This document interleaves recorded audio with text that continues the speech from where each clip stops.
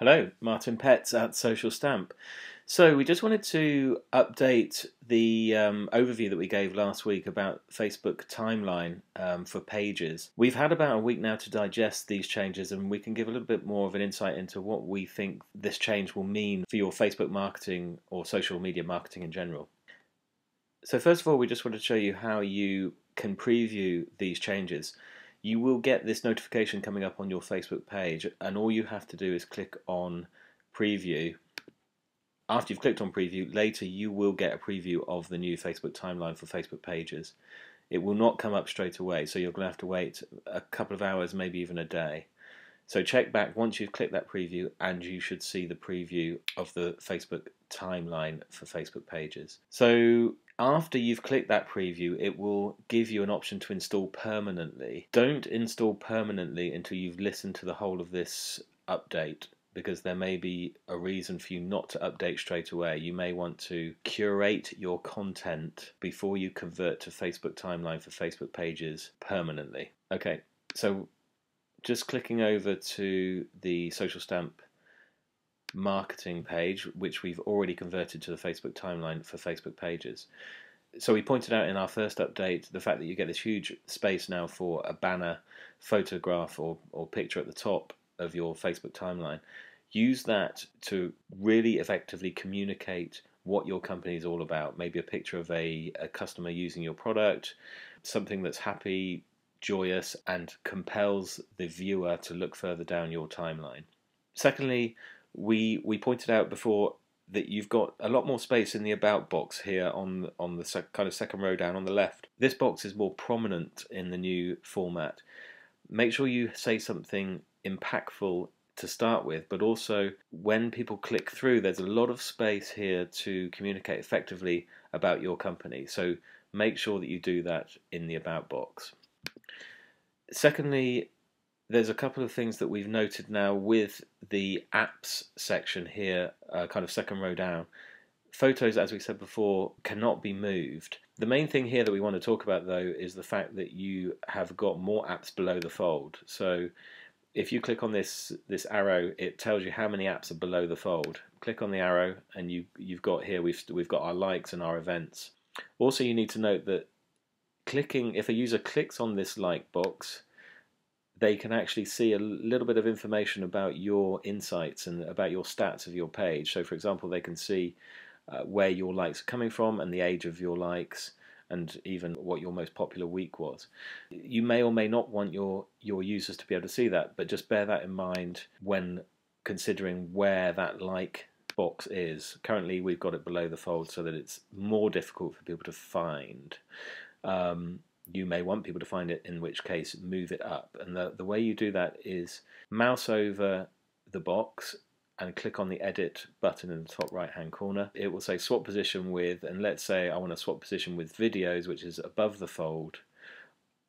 Click on videos and it literally swaps places with videos. You can collapse that back into the one row only view so that you can't see the apps below the fold, and there you go.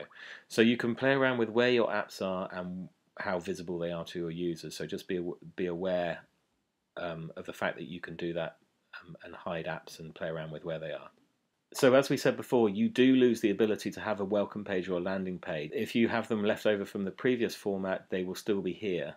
But you cannot govern where a user lands. They will always land on this wall stroke timeline. So previously with landing tabs, a lot of people use like gating on their welcome page to ensure that people clicked on the like button before they were allowed through to the Facebook page. That is pretty much redundant now, because everyone that comes to your Facebook page will now land on the timeline wall. They won't go through your welcome page. So as we said last week, if you just browse down, you can see the timeline format here.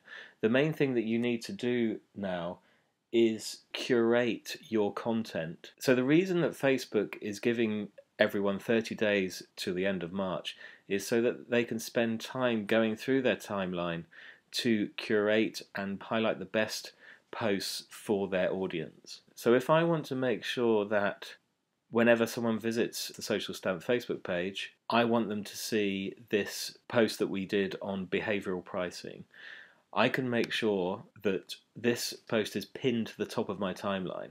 All I do is click on the edit button on the top right of the post and click on pin to top. That post will then appear on the top left hand side of my timeline.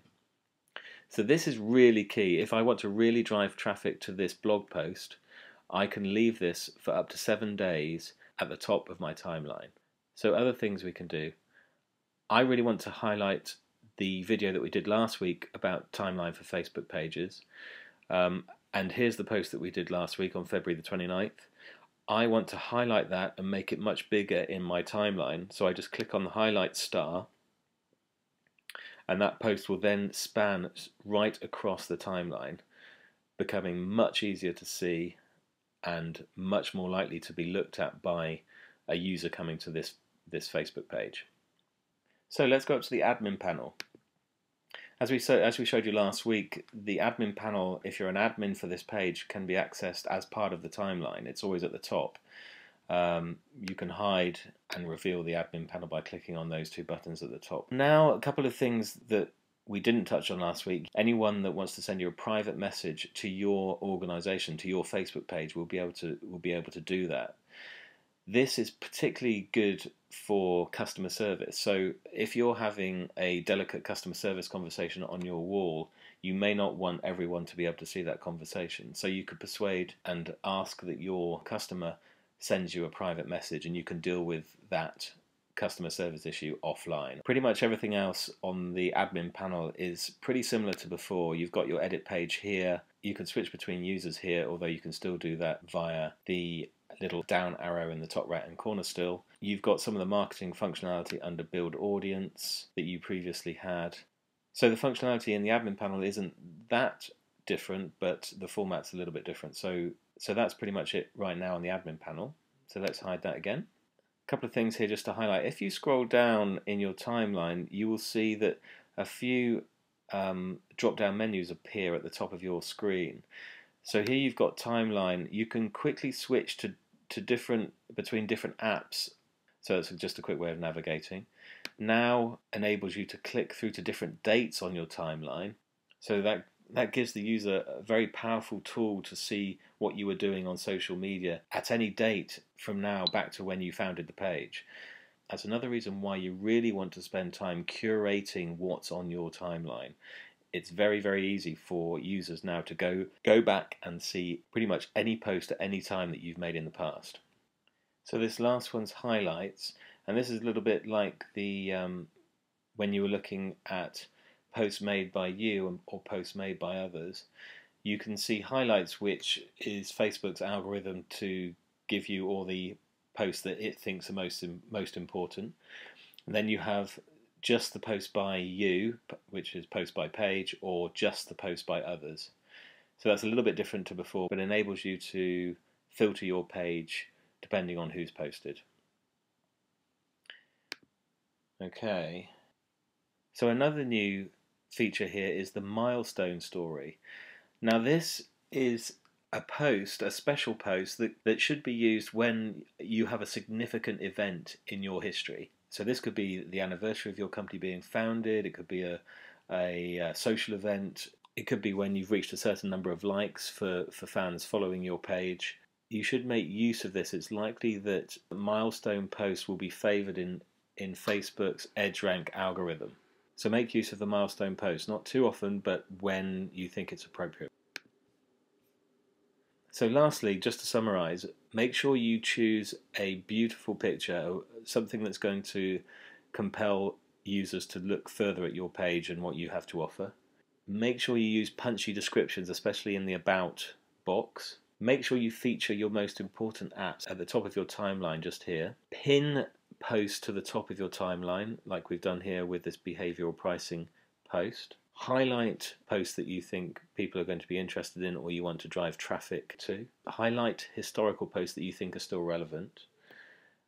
Delete or hide embarrassing comments or posts that you've had in the past. Just remember, users are going to be able to see your whole history of your Facebook page. And lastly, make use of the milestone post as it's likely that that will be favoured in Facebook's EdgeRank algorithm, meaning more people will see that post.